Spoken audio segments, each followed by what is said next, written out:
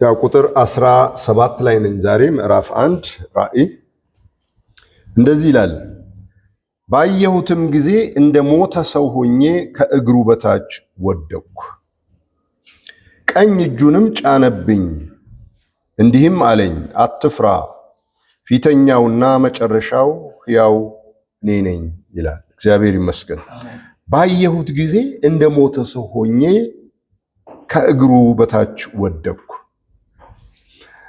በዚህ መጽሐፍ ውስጥ አንዳንድ የማያስፈልጉ የሚመስሉ ትረካዎች ግን ለሕይወታችን በጣም አስፈላጊ እውነቶች አላቸው። ለምሳሌ አሁን ባየሁት ጊዜ እንደ ሞተ ሰው ወደቅኩ ምን ያስተምራል? ለምን ተጻፈ? ግን አዛዡ ወይም እያዘዘው የነበረው ጌታ ምንድነው ያለው? ቁጥር 19 እንግዲህ ያየኸውን አሁንም ያለውን ከዚህም በኋላ ይሆን ዘንድ ያለውን ጻፍ። የሚቀር ታሪክ የለም ማለት ነው። ያየውን በዛ ሁኔታ ውስጥ የነበረውንና የሚመጣውን ጻፍ ይለዋል። ስለዚህ እዚህ ጋር እንደ ሞተ ሰው የሆነበትን ሁኔታ አብሮ ተጽፎ እናገኛለን። እግዚአብሔር ይመስገን። አንድ ታሪክ ሳትሰሙ አትቀሩም። በዚህ በካናዳ አገር ነው አሉ የተነሳውና ይሄ በመንፈስ መታረድ ስሌይንን ስፒሪት የሚል አንድ ሙቭመንት ተነስቶ ነበር። በቃ ሰባኪው እጅ ሲያነሳ ያ ሁሉም እንደ ነፋስ እንዳስተኛው ገብስ ወይም ስንዴ ይዘረራል እና ያን ኤክስፒሪየንስ ወይም ያን ልምምድ በመንፈስ መታረድ የሚል ነገር ሰጥተውት ነበር። ነገሩ እውነት ነው ወይ? በዛን ጊዜ የነበረው በእኛም አገር ፊልም ላይ ሳታዩ አትቀሩ። የሆነ ይሄ ነገር እውነት ነው ወይስ ትንሽ አስመሳይነት አለው? አንድ ሰው ደግሞ ታሪክ ሲጽፍ ምን ይላል? ይሄ ሰባኪው ገፋኝ ነው የሚለው፣ ግን ተንገደገድኩ እንጂ አልወደቅኩም። ሌሎች ደግሞ እንደዛ ሲደረጉ ይወድቁ ነበር። ከዛ ከተነሱ በኋላ ምን ሆናችሁ ነው? እኔ ገፍቶኛል፣ ግን እንደናንተ የሚጥል ነገር አልነበረም። እናንተ ግን ምን ነክቷችኋል ስላቸው ያው ተሳስቀን ተው ነው የሚለው ነገሩ። ይሄ ነገር ሙሉ በሙሉ ውሸት ነው ማለት አይደለም። እያንዳንዳችንም ሳናይ አንቀርም። በመጽሐፍም እናያለን። ለምሳሌ አሁን ይስሐቅ እንዴት ነው የተጋደመው? በምን ምክንያት ነው? አባቱ ቢላ ይዞ አጋደመው ነው አይደል የሚለው? በምን ጉልበት ነው ያጋደመው? ወይስ በአባቱ ላይ ያየው ክብርና ማስፈራት፣ ግርማ፣ ሞገስ እንዲሁም ደግሞ የትዕዛዙ ኃይል ይሄ የቃሉ ስልጣን አለ አይደል? ያ ነገር ነው በሱ ላይ የገዛው። ስለዚህ በመንፈስ መታረድ የሚለው ነገር አንዳንዶች ቀልድ አደረጉት እንጂ እንደዚህም አይነት ታሪክ አለ። እንደ ሞተ ሰው ሆንኩ ይላል አይደል? ባየው ግርማ ፊት ማለት ባየው ታላቅነትና አስፈሪነት ውስጥ ይሄ ሰው ሌላ ነው የሆነው። ስለዚህ ይስሐቅን ሳይ እኔ በፍጹም የታዘዘ ነፍስ ምሳሌ አድርጌ ነው ማለት በፍጹም ራሱን የሰጠ ሰው ምሳሌ አድርገን ነው ምሳሌ የምናየው። ስለዚህ ይሄ ሰው ምንድነው ያየው ስንል በመንፈስ ነበርኩ፣ ክብሩን እንዳየ እናያለን። እስቲ ለማያቋርጥ ጊዜ አሁን በፊቴ የሚበሩ እነዚህ 3 መብራቶች ላይ ትኩር ብዬ ማየት አልችልም። በሳይንስ እንደተረጋገጠው ማንም ሰው ለጥቂት ደቂቃ በባዶ አይኑ ፀሐይን ትኩር ብሎ ማየት አይችልም። ምን ይላል ሳይንስ? ይሄ ሬቲና የሚል ብርሃንን ሴንስ የሚያደርግ የአይናችን ክፍል አለ። እሱ ወዲያውኑ ነው ዳሜጅ የሚያደርግ እና ያ ነገር እስከምን ድረስ ይደርሳል? እስከ መጨረሻ ድረስ የመታወር እድል ሊያገኝ ይችላል ይላል። ያ እንግዲህ ከፀሐይ ስንት እጥፍ ይበራል? እሱ ስንት እጥፍ ይበራ ይሆን? አንዳንዴ 7 ይሉታል። ማን አወዳድሮ ነው ያየው? እግዚአብሔር እንደዛ እንኳን ቢነግረን እንዴት ልናወዳድረው እንችላለን? ፀሐይን እንዴት ትኩር ብለን ማየት እንችላለን? ስለዚህ ይሄ ሰው መውደቁ ትክክል ነው ማለት ነው። እንደ ሞተ ሰው ሆንኩኝ። ጢሞቴዎስ ላይ አንድ ቃል ይናገራል። ምዕራፍ 6 ላይ ጢሞቴዎስ እግረ መንገዴን አንድ ነገር እነግራችኋለሁ። እዚህ ላይ ምዕራፍ 6 ቁጥር 13 ምንድን ነው የሚለው? ሁሉን በሕይወት በሚጠብቅ በእግዚአብሔር ፊት በጴንጤናዊው በጲላጦስ ዘንድ መልካሙን መታመን በመሰከረ በክርስቶስ ኢየሱስ ፊት አዝሃለሁ። ጌታችን ኢየሱስ ክርስቶስ እስኪገለጥ ድረስ ያለ እድፍና ያለ ነቀፋ ሆነ ትእዛዙን ጠብቅ ይለዋል። ያንም መገለጡን በራሱ ጊዜ ብፅዕና ብቻውን የሆነ ገዥ የነገስታት ንጉስና የጌቶች ጌታ ያሳያል። ስለማን ነው የሚናገረው? ስለ ኢየሱስ ክርስቶስ ነው አይደል የሚናገረው? ያሳያል።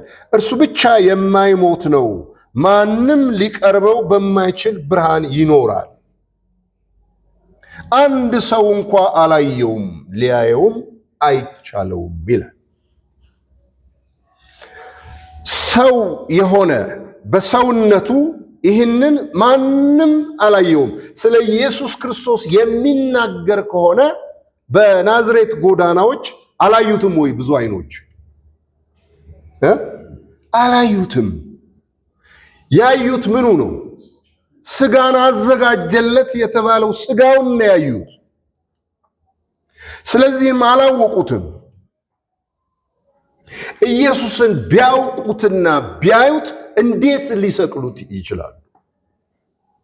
እንደዚህ ሰው ነው የሚወድቁት፣ እንደሞተ ሰው። ስለዚህ አላዩትም፣ አላወቁትም። እንደውም አንድ ቦታ ድምፁንም አልሰማችሁም ይላል። አንድ ሰው እንኳ አላየውም፣ ሊያየውም አይቻለውም። ለእርሱ ክብርና የዘላለም ኃይል ይሁን፣ አሜን። ይሄ ማንም ያላየው ኢየሱስን አሁንም በስጋ እናቀውም፣ በስጋም አይመጣም፣ በስጋም አይገለጥም። ስለዚህ አሁን በእኛ ይኖራል። በእኛ ሲኖር በእርግጥ ካየነው እኛም እንሞታለን። ያቺ ነፍስ ምን ትሆናለች? ትሞታለች። አንድ ጊዜ ወኔው ነሸጠውና ሙሴ እባክህ ክብርህን አሳየኛል። ይሄ ወኔ ነው። አንድ ጊዜ ክብርህን አሳየኝ አይደል ያለው። በጣም ይገርማል። ሰው አይቶኝ አይኖርም ማለት እግዚአብሔርን ያየ ሰው አይኖርም። እና አሁን ሰው ካለ አላየነውም ማለት ነው። አለቀ። ይሄ ምንም ማብራሪያ አያስፈልገው። አይቶኝ በሕይወት የሚኖር የለ። ይሄ ነገር ታውቁታላችሁ፣ ግን እንደው በጆሮአችሁም ጭምር ላንብበው። ሙሴም የእስራኤል ልጆች አላቸው፣ ይቅርታ 33:17 ቁጥር እግዚአብሔርም ሙሴን በፊቱ ሞገስ ስላገኘሁ በስምህ ስላወቅሁ ይህን ያልከውን ነገር አደርጋለሁ አለው። እርሱም እባክህ ክብርህን አሳየኝ አለ። እግዚአብሔርም እኔ መልካምነቴን ሁሉ በፊትህ አሳልፋለሁ፣ የእግዚአብሔርን ስም በፊትህ አውጃለሁ። ይቅር የምለውን ይቅር እላለሁ፣ የምምረውንም እምራለሁ አለ። ደግሞም ሰው አይቶኝ አይድንምና ፊቴን ማየት አይቻልህም አለ። እግዚአብሔር አለ፣ እነሆ ስፍራ በፊቴ በእኔ ዘንድ አለ፣ በዓለቱ ላይ ትቆማለህ፣ ክብሬም ባለፈ ጊዜ በሰንጣቃ ዓለት አደርግሃለሁ፣ እስካልፍ ድረስ እጄን በላይ አጋርዳለሁ። እጄን ፈቀቅ አደርጋለሁ፣ ጀርባዬን ታያለህ፣ ፊቴን ግን አታይም። ካየህ አትኖርም። እግዚአብሔር ይመስገን። ሰው አይቶኝ አይድንም ነው የሚለው። ስለዚህ በዮሐንስ ላይ የሆነው ነገር ይሄ ነው። ትክክለኛ እይታ በመንፈስ ነው ያየው። በጌታ ቀን በመንፈስ ነበር። ስለዚህ ይሄ ሰው ሕይወት አልተረፈውም ማለት ነው። ሕይወት ሊኖረው አልቻለም። ይሄ የእግዚአብሔርን ታላቅነት የምናይበት ነው። እግዚአብሔር ይመስገን። ስለዚህ የእግዚአብሔር ክብር ሲባል ምንድነው የሚገባን? የእግዚአብሔር ብርሃን ሲባል ምንድነው የሚገባን? ፊቱስ ራሱ ምንድነው? የፊቱ ሞገስ ፊትህን በኔ ላይ አብራ ስንል ምን ማለታችን? በመንፈስ ይሄ ነገር በእያንዳንዳችን ቢሆን ነፍሳችን በሕይወት መቀጠል አይችልም። ይገባችኋል ምን ማለት እንደሆነ? በቀደመው መንገድ መሄድ አይችልም። ስለዚህ አንዳንዴ ልንደነቅ እንችላለን፣ ይህን ያህል መገለጥ መጥቶልን በቀደመው መንገድ ለመሄድ መሞከራችን። ምክንያቱም ያዕቆብ ከዛ መልአክ ጋር ታገለ አይደል? ሰውነቱ ድኖ ቀርቷል፣ ግን ጠዋት ሲነሳ ያነክስ ነበር ይላል አይደል? እኔ ይሄ ነገር ትርጉም ይሰጠኛል። የጭኑን ሹልዳ ነካ ነው አይደል የሚለው? የሰው ጭኑ እኮ ጉልበቱ ነው አይደል? እሱን የነካበትና ምን ሆነ ነው የሚለው? አነከሰ ይላል። በእውነት እግዚአብሔርን ተገናኝቶ እንደ ትላንት መሄድ እንዴት ይቻላል? ይሄ ላይገባን ይችላል ለብዙዎቻችን። ደግሞ ጥያቄም ነው። እግዚአብሔርን አግኝቼዋለሁ፣ እግዚአብሔርን አይቻለሁ ካልኩ በኋላ ትላንትን እንዴት መኖር እችላለሁ? ይሄ ራሱ ጥያቄ ነው። ምክንያቱም አይቶኝ ሰው አይድንም። አይቶኝ ነገ ደግሞ እንደ ትላንት መኖር አይችልም። ስለዚህ እግዚአብሔርን ያየ ማን ነው? ኢየሱስ ክርስቶስን ያየ ማን ነው? ወዲያውኑ ምንድነው የሚሆነው? የህይወት ለውጥ ነው የሚሆነው። እግዚአብሔር ይርዳን፣ አይናችንን ይክፈት። ስለዚህ ዮሐንስ በፍጥሞ ደሴት የገጠመው ነገር ይሄ ነው። ፊት ለፊት የገጠመው ይሄ ነው። ክብሩን አየ፣ እንደ ሞተ ሰው ሆነ ማለት ነው። ምክንያቱም ዮሐንስ እኮ ያውቀዋል። በናዝሬት ጎዳናዎች፣ በገሊላ ጎዳናዎች ያውቀው ነበር። ወደቀ ሲል አናይም አይደል? ተከተለኛ ነው ወይም ጓደኛው አመጣው አናቅም። ዮሐንስ ተከትሎት ሄደ። በደረቱ ተጠግቶ የሚማር ነበር አይደል? ግን አንድም ቀን ዮሐንስ በፊቱ ወደቀን አይ ለካ ኢየሱስ ለደቀ መዛሙርቱ ሙሉ በሙሉ በዛ ሁኔታ አልተገለጠም ማለት ነው። አያውቁትም ማለት ነው። ይሄ ብቻ አይደለም፣ 40 ቀን ራሱን እያሳያቸው አይደል የተመላለሰው፣ ስለ እግዚአብሔር መንግስት እየነገራቸው። በዛም ላይ ወደቀ የሚል አናይም። እንግዲህ በመገለጥ ተራራ ነው የሚሉት እስኪጠፋቸው ድረስ የሆነው ማለት ነው። እዛም ላይ አሁን አንድ ግርታ ነበረ አይደል? ያም የገለጠው ጴጥሮስ ነው። ምን ተፈጥሮ ነው? ፊቱ በራ ነው የሚለው አይደል? በዛ ፊት መቆም አልቻሉ። ጤነኛም ነገር መናገር አልቻሉ። በቃ የሆነ ነገር ተፈጥሮባቸዋል። በኋላ 50 ቀን ቢሆን በእያንዳንዳቸው ላይ አልተቀመጠም። ምን ሆኑ? ልክ አሁን ዮሐንስ ራእይ ላይ የተገለጠው ነገር አናይም በማንም ላይ እንደ ሞተ ሰው ሆኖ አይል። ለካ እግዚአብሔር ብዙ ጊዜ ላዩን ነው የሚገለጠው ለብዙ ሰዎች። ላዩን የማይጥል ነገር፣ ነፍስን የማያርድ መገለጥ፣ ነገን ሌላ የማያደርግ አሁንን ወዲያውኑ የማይቀይር መምጣት ነው ለካ ለዘመናት ለብዙዎች የመጣው። አንድ ቀን ግን መጣ አይደል? እንደ ሞተ ሰው ሆኖ።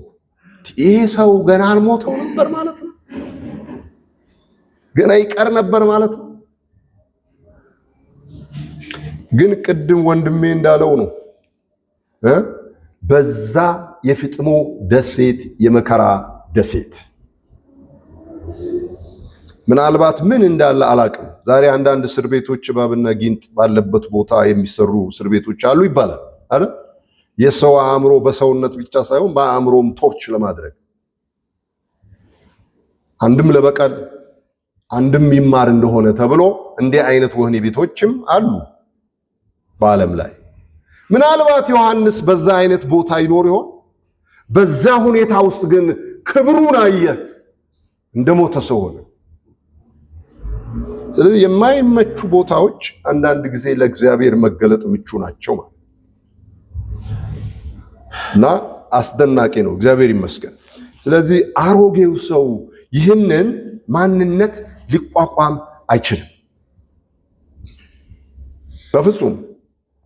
ስለዚህ ምን አንዳንዶቻችሁ መስክሩ ብላችሁ ይኖራችኋል ልምምድ እኔ እንዳለኝ መታረድ ምን ማለት እንደሆነ፣ በዛ በምታዩት ክብር ፊት መውደቅ ምን ማለት እንደሆነ። ግን ይሄ ውስጥን የሚያበራ በእውነትም የሚመልስ የእግዚአብሔር ቃል ሲመጣ ነፍሳችን ዕለት ዕለት መሞቷ ግድ ነው። እኔ የአንድ ቀን ራእይ ብቻ አይደለም ነው፣ ሳያቋርጥ የማዳኑ እውነት ይመጣል። ያ ነፃ የሚያወጣው እውነት ይመጣል። ይሄ የመለወጣችን ምክንያት ነው። እግዚአብሔር ይመስገን። አሮጌው ሰው ሊቋቋመው የማይችል መገለጥ አለ። አሁን በዮሐንስ ልምምድ ምናልባት ክርስቶስ ኢየሱስ ሞተ እስከዛ ድረስ ብቻ በዛ ሁኔታ ያወቀው ቢሆን ዮሐንስ ወይም ሌሎችም ደቀ መዛሙርት ችግር እኮ ነው። ወደ ሌላ ልምምድ አልገቡም ማለት ነው። ከትንሣኤ በኋላ ያለውን በባለ 50 ቀን የሆነውን ያንን ሁሉ ሊለማመዱ አልቻሉም። ሌላ ጳውሎስን ያገኘው ነገር አለ መንገድ ላይ። ጳውሎስ እንደራሱ ሐሳብ ትልቅ ሰው ነው፣ እንደ ሃይማኖቱም ዘመን ትልቅ ነው። ግን ሳውል ግን የጌታን ደቀ መዛሙርት እንዲገላቸው ገና እየዛተ ወደ ሊቀ ካህናት ሄደ። በዚያ መንገድ ያሉትንም ሰዎች ወንዶችንም ሴቶችንም ቢያገኝ እያሰረ ወደ ኢየሩሳሌም ያመጣቸው ዘንድ በደማስቆ ላሉት ምኮራቦች ደብዳቤ ከእርሱ ለመነ ይላል። ይሄም አገልግሎት ነው። ምክንያቱም እግዚአብሔርን ሐሰትን ለመከላከል ነው አይደል? በሱ ዘንድ አሁን ሐሰትን ለመከላከልና አንድ ቦታ ላይ እንዲቆም ለማድረግ እንዳይስፋፋ የዚህ ሰው ጥረት። ሲሄድም ወደ ደማስቆ በቀረበ ጊዜ ድንገት በእርሱ ዙሪያ ከሰማይ ብርሃን አንጸባረቀ ይላል። ድንገት በምድርም ላይ ወድቆ ሳለ ሳውል ሳውል ስለምን ታሳድደኛለህ የሚለውን ድምፅ ሰማ። ጌታ ሆይ ማን አለው? ድንገት ምን ሆነ? ሰውየው ወደቀ ነው የሚለው። አይኑም ታወረ። በእርግጥ አሁን ይሄ ነገር ሲሰበክ እንዲህ አይነት ልምምድ ነው አይደለም የምንናፍቀው። እንደው ብልጭ ቢልልን እንደገና እኛም እንዲህ አይነት ለውጥ ብናይ እንደው ብናየው። ይሄውን መንፈሳዊ ትርጉም ካልሰጠነው ምኞታችን ምኞት ሆኖ ብቻ ነው የሚቀረው። ቅድም ብያቸዋለሁ። በስጋ የተገለጠው ኢየሱስን አላወቁትም። የትንሣኤውንም ሰውነት አልተገለጠም ለብዙዎች። ከ500 ሰው በላይ አላየው አይደል? ለ500 ታየ ነው። የመጨረሻው ቁጥር እሱ ነው። አልታወቀም። ስለዚህ አሁንም እንውደቅ፣ ሌላም ነገር ይገለጥ አናውቀውም። ጌታ ግን መንፈስ ነው። በመንፈሳችን ብርሃኑን ሲያበራ ነፍሳችን አስደናቂ ነገር ማየት ይጀምራል። መዋረድ ይጀምራል። መገረም ይጀምራል። በእውነት ማምለክ ይጀምራል። ከውጭ ወደ ውስጥ የሚገባ ምንም አይነት መገለጥ የለም። የሰው ምኞቱ ግን ልክ እንደ ጳውሎስ በወድቅ ነው። ሲነሳ አሳወረው። ከዛ በኋላ መንገዱን የሚነግርልህ ደግሞ በዚያ አለ አይደል?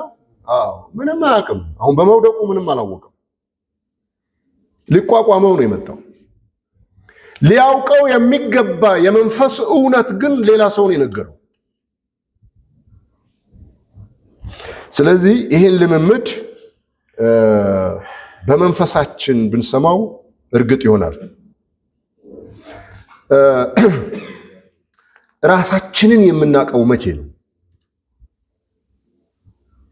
ራሳችን ማለት እውነተኛው ስብዕናችን አይደል? ክርስቶሳችን ማለት እኮ ነው። እስትንፋሳችንና ህይወታችን መቼ ነው የምናውቀው? እርሱ እኔ የምለው ማንነቴ የቱ ነው? ስለዚህ ይሄ ነገር የሚታወቀው ጌታ በፍጹም መምጣት በህይወቴ ሲመጣ ነው።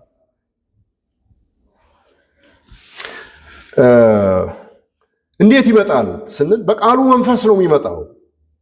በክብርና በግርማው ነው የሚመጣው። አንዳንዴ የሚያነሳ ቃል አለ፣ የሚፈውስ ቃል አለ። ለሌላው ግን ተረት ሊሆን ይችላል። በጣም የሚገርማችሁ እኔን አልነካኝም ሊል ይችላል። የእግዚአብሔር ቃል ሊነካ አይመጣም። ለነገሩ ሊገለብጥና ሊያፈርስ ነው የሚመጣው። ሊጥልና አዲስ ትንሣኤ ሊያስነሳ ነው የሚመጣው። በእውነት በእግዚአብሔር ቃል የተነካ ብዙ አለ፣ ግን ያልተለወጠ ማለት እና እንዲህ አይነት ሁኔታ ነው በዮሐንስ ላይ የተፈጠረውና ባየሁት ጊዜ ነው የሚለው። ከላይ አየሁ ይላል። የሰው ልጅ የሚመስለውን አየሁ። የማየቱ ውጤት ምንድን ነው ብለን ስናይ የነፍሱ ጥፋት ነው። የሚወድቀው ማንነት መውደቅ ነው። እግዚአብሔር ይመስገን። ስለዚህ በፍጹም መምጣት አንዳንዴ ቃላችን ሲያቅ፣ ትምክህታችን ሲያቅ፣ አለን የምንለው ነገር ሁሉ ሲያቅ እግዚአብሔር በአስደናቂ ሁኔታ ይመጣል። እግዚአብሔር ይመስገን። መምጣቱም ነው እያንዳንዳችንን የሚጨርሰው። አንዳንድ ሰዎች ምን ይላሉ መሰላችሁ? ጌታ ሊመጣ ነው ተዘጋጁ። አንዳንዴ ኮንፈረንስ የሚደረገው ቸርች ውስጥ ለምን እንደሆነ ታውቃላችሁ? ትንሽ ድንዛዜ ከታየ ሰው ለመነቃቃት ኮንፈረንስ ይጠራል። ጌታ ሊመጣ ነው፣ ቀኑ ደርሷል፣ ተዘጋጁ ይባላል። ታጠቡ አይደል እንዴ? ቆይ ጌታ ሳይመጣ በምን ሆኖ የምታጠበው? እንደ አጣቢ ሳሙና አይደል የሚመጣው? መምጣቱ እኮ ራሱ እኔን ነው የሚያነጻው። ሊገለኝ ካልመጣ በስተቀር እንዴት ነው ራሴን መግደል የምችለው? ራስን በመግደል ራሳችሁን አዘጋጅቱ፣ ጌታ ሕያው ሆኖ ሊመጣ ነው፣ እንዴት እችላለሁ? በመንገድ ግን ሲገናኘን እግዚአብሔር ይመስገን ምንድን ነው የሚሆነው? ልክ ኢዮብን እንደተገናኘው ማለት እኮ። ኢዮብ ስንት ጊዜ ነው የተገናኘው? አንዴ በመከራ፣ አንዴ በጓደኞቹ፣ አንዴ በአውሎ ነፋስ። አረ በቃ እግዚአብሔር ተገናኘው። መጨረሻ ለምን ይላል? ኢዮብ መለሰ እግዚአብሔርንም እንዲህ አለው ይላል። ያ ብዙ ይናገር የነበረው ኢዮብ እኮ ነው። ቁጥር 6 ላይ ስለዚህ ራሴን እንቃለሁ፣ በአፈርና በአመድ ላይ ተቀምጬ እጸጸታለሁ። ስለምኑ ነው የሚጸጸተው? ስለ ክርክሩም ሊሆን ይችላል። በቃ ምንም ነገር የለውም ይሄ ሰው። የኢዮብም ቃል እኮ አለቀ ነው የሚለው አይደል? ያልቃል እኮ ይሄ ሰለጠን ነው የተማር ነው የምናምን ያልቃል። ስለዚህ ጥቅስ ጠቅሰህ ወይም ታሪክ ነግረህ ትወርዳለህ፣ ያልቃል። እግዚአብሔር ይጀምራል አይደል? እግዚአብሔር ይጀምራል። እግዚአብሔር ሲጀምር ምንድነው? ምን ራሴን እንቃለሁ። እግዚአብሔር ይርዳል። ራሳችንን የሚያስንቅ የክርስቶስ መገለጥ በመንፈሳችን ከበራ ብቻ ነው። ካለዛ እንዴት ነው ሰው ራሱ የሚንቀው? ሰው እንኳን እንዲንቀው አይፈልግም ማለት እንኳን ራሱ ሊንቅ አይደል እንዴ? ሰው ቢንቅ ትመልስለታለህ አይደል? እንኳን ሰው ሊንቅ ማነው ራስን ልትንቅ? ሰው እንዲንቅ አትፈልግም። ራሴን እንቃለሁ፣ እንደው ከንቱ አደርጋለሁ፣ የማይረባ አደርጋለሁ። ለምን? በቃ እግዚአብሔር መጥቷላ፣ የእግዚአብሔር ክብር ታይቷል። በጆሮ መስማት ሰምቼ ነበረ። በዛ በሰማሁበት ዘመን ብዙ ነገር ብያለሁ፣ ራሴንም አክብሬያለሁ። ቃልም ነበረኝ፣ ሰዎች ያጅቡኝ ነበር። ብዙዎቹ ከውሾቹ መንጎች ጋር መኖር ይፈልጉ ነበር። ከበግ እኮ መንጋ አይደለም፣ ከውሻ መንጋ ጋር። ኢዮብ የውሻ መንጋም ነበረው ይላል መጽሐፉ። እንደዛ ይመኙ ነበር። መንገዴ በቅቤ ይታጠብ ነበር። ምን አይ ህይወት የኖረ ይሆን የሰው ሊሆን ይችላል። ስንት ግመል ነው ያለው? ስንት ሀብት ነው ያለው? መንገዴ በቅቤ ይታጠብ ነበር አይደል? ውሃም አላስፈልገው። አሁን በዛን ጊዜ ይሄ ሰው ምን ማለት ይችላል? የተከበበ ነበር አይደል? በከተማይቱ ሽማግሌዎች ፊት። ኢዮብ እኮ ከሙሴ በፊት የነበረ ሰው አላቅም፣ እንግዲህ ከአብርሃምም በፊት ሊሆን ይችላል። ጻድቅና ፍጹም ሰው ነበር አይደል? በዛ ሁሉ ጊዜ አይደለም ይሄንን እኔ ራሴ እንቃለሁ ያለው። አሁን በዛ ጊዜ እግዚአብሔር ወረደበት። የእግዚአብሔር ክብር የታየው ለኢዮብ መቼ ነው? በጆሮ መስማት ሰምቼ ነበር፣ አሁን ግን አይኔ አየች አለው አይደል? እሺ የቱ ጋር ነው ያየው? እንደው መጽሐፉ ከሚለው ቦታ የቱ ጋር እግዚአብሔር በክብር ልክ እንደ ዮሐንስ አሁን የሰው ልጅ የሚመስለውን አይቼ ነው የወደቅኩት አላለ? ይሄ ሰውዬ ግን እንዴት አይቶ ነው የወደቀው? ባለቀ ጊዜ ነው። አሁን ነፍሱ ተነሳ፣ ነፍሱ ለእግዚአብሔር ክብር ዋለ። እግዚአብሔር ይመስገን። ስለዚህ ተጽፏል ያ ነገር፣ እንደ ሞተ ሰው ወደቅኩ የሚለው ነገር ስለዚህ ነው የተጻፈው። ስለዚህ የእግዚአብሔር ክብር ለነፍሳችን ሲገለጥ ክብሩን እንዴት ማየትና መገንዘብ እንደምንችል ያኔ እናያለን። ስለዚህ መታረድ ምንድነው ስንል የነፍሴ መታረድ ነው። በክብሩ በአፉ እስትንፋስ በእግዚአብሔር ቃል እና በፊቱ ብርሃን እግዚአብሔር ይህን ያደርጋል። እግዚአብሔር ይመስገን። ስለዚህ ይሄ የመንፈሱ ድንቅ ስራ ነው። መንፈስ ቅዱስ በህይወታችን የሚያደርገው ስራ ነው። የማንወደው ነገር ውስጥ አልፈን እግዚአብሔርን እናያለን። ግን ያንን ነገር ማስተዋል ነው የሚጠፋው። አሁን የምላችሁ ነገር በመከራ ውስጥ ላይመጣልኝ ይችላል። አናቀው፣ አስቸጋሪም ነው። ይሄ የመንፈስ ቅዱስ ስራ፣ ይሄ በመንፈስ መታረድ የሚለው ነገር ብዙ ስጋውያን ወንድሞች በተለያየ መንገድ አበላሽተውት ሊሆን ይችላል። ግን እውነት አይደለም ማለት አይደለም። የእግዚአብሔር ቃል በመንፈስ ሲነገር እግዚአብሔር በእያንዳንዳችን ህይወት ሲመጣ፣ አሁን ለእያንዳንዳችን የሰው ልጅ የሚመስለው አይመጣም። እንደዚህም አንጠብቀው። ግን እግዚአብሔር የሚለው ነገር እነዚህ መላእክቶች፣ እነዚህ ከዋክብቶች በአብያተ ክርስቲያናት ውስጥ ያለው የእግዚአብሔር መንፈስ እግዚአብሔር ደግሞ እንዴት በእጁ እንደያዛቸው እነዚህ በሙሉ ሊያሳዩን የሚችሉት የመንፈሳችን መነሳትና የነፍሳችን መሞት ነው። ስደክም ያኔ ምን ሆናለሁ? ኃይለኛ ሆናለሁ። በጣም የሚገርመው ነገር አብያተ ክርስቲያናት እየበረቱ አይደለም የሄዱት። እሱን ወደ ግዝፊት እናያለን። ሰባቱ አብያተ ክርስቲያናት፣ እነዚህ ሰባት መቀረዞች፣ እነዚህ ሰባት መናፍስቶች እየበረቱ አይደለም የሄዱት ድል ከነሱት በስተቀር ማለት ነው። እየደከሙ ነው የሚሄዱት፣ እየደከሙ ነው የሄዱት። ድካም ምን አረጋቸው?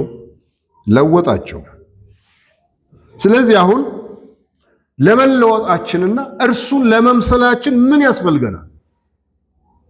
ምን ያስፈልጋል ብለን ስናይ እርሱን እንዳለ እናየዋለን አይደል የሚለው። እግዚአብሔር ይርዳ። እርሱን እንዳለ የምናየው ከሆነ የእግዚአብሔርን አደራረግ በሕይወታችን በነፍሳችን ማየት እንችላለን። ስለዚህ የእግዚአብሔር ምክር በዚህ ሁኔታ ስንከፋፈለው ይሄ እንደ ሞተ ሰው የሚለው ነገር ሌላም አለ። ሌላ ጊዜ እናየዋለን። ከእግሩ በታች ወደቅኩ ነው። ትክክለኛ መስገድ ነው። ትክክለኛ መዋረድ ነው። በእርግጥ ራእይ ነው። ይሄ ሰው በመንፈስ ነው የሆነው። ለኛ ግን መማሪያ የምንማረው ነገር አለ። ከእግሩ ስር ነው የሚለው። ዮሐንስ በደረቱ ላይ ይማር የነበረ ከደረቱ ወርዶ የት ነው አሁን የወደቀው? እግር ስር። ከደረቱ ወርዷል። ከእቅፉ ወረደ ማለት ከትከሻውም ወርዷል። ስለዚህ በትክክል ሰግዷል። መዘረር ነው ተባብለናል። መስገድ መዘረር ነው። እኔና ልጄ ወደ ሄደን እንሰግዳለን፣ እንዘረራለን። በእውነትም ታሪኩን በትክክል ስትመለከቱት ማን ነው የእግዚአብሔርን ክብር ካላየን ነፍሳችን ካልታረደ በስተቀር ልጃችን ለማረድ እንዴት ነው የምንችለው? እኛ ራሳችን አቤት ማንበብ እንዴት ቀላል ነው። እዚህ ጋር 22 ዘፍጥረትን ከፍቶ ማንበብ እንዴት ቀላል ነው።